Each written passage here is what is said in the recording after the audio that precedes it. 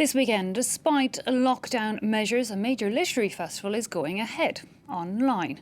With events cancelled due to the COVID-19 crisis, authors in the UK decided to adapt and move book fairs to the internet.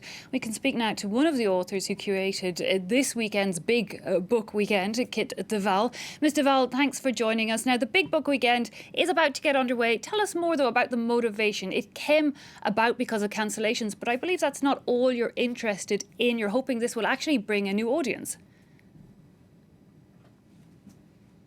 Absolutely. We wanted to also include all the lost content because of the crisis, but actually to try and find a new audience who might have never been to a festival before because of access or cost or just not used to going to literary festivals.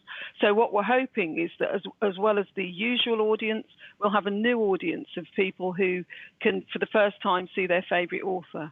Indeed, and international. I mean, one of the lockdown wins is people outside of the UK who mightn't have been able to travel will be able to participate. Give us an idea. I believe there's 27 different author events. Who might we meet there and how? Right. Well, there are two Booker Prize winners, for example, lots of other award-winning authors. There's something for children every day at 2:00. There's a fascinating event on the link between gardening and outside spaces and mental health. There's also an interview with somebody who talks about contagion and the spread of ideas like fake news.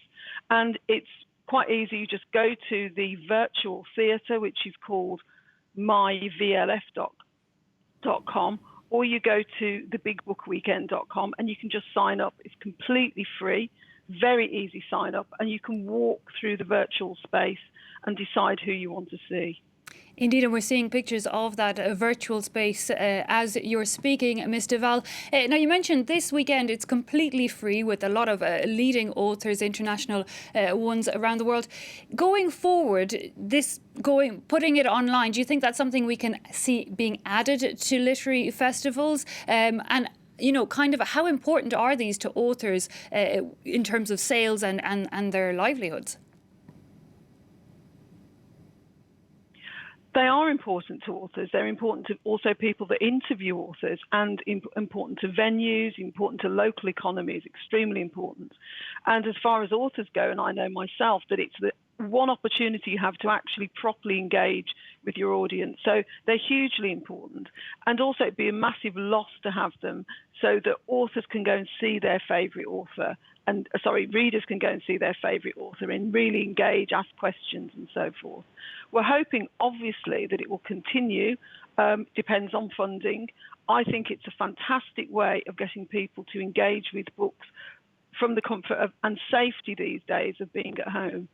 Indeed. Now, one thing we've noticed, Ms de Waal, literary has kind of been a double-edged sword when it comes to this COVID crisis.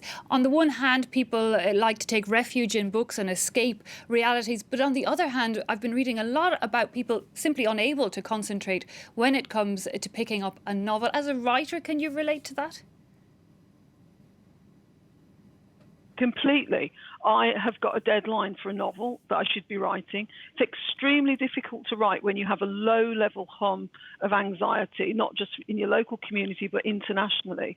And what I would say to people that are struggling to concentrate is choose a short story or choose a book you've already read that brings you comfort, remind you of good times, or you can just immerse yourself in and forget about the crisis.